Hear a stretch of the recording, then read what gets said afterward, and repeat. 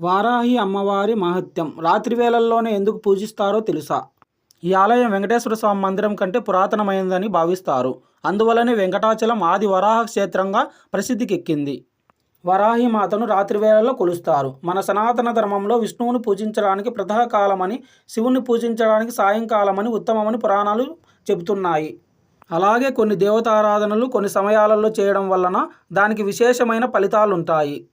ఆరాధన తాంత్రికులకు ఇష్టమైన దేవత వారాహిమాత. అందుకే ఈమెని రాత్రి వేళలో పూజిస్తారు. వారాహిమాత ముఖ్య దేవతగా ప్రతిష్ఠించిన కొన్ని ఆలయాలలో దర్శనం సైతం రాత్రి వేళల్లోనే తెల్లవారుజామున మాత్రమే ఉంటుంది.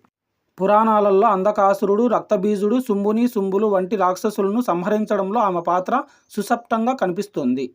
వారాహి అమ్మని ఆరాధిస్తే జీవితంలో ఎదురయ్యే అడ్డంకులన్నీ తొలగిపోతాయని, శత్రుభయం ఉండదని, జ్ఞానం సిద్ధిస్తుందని, కుండలిని శక్తిని జాగృతమవుతుందని తరతరాల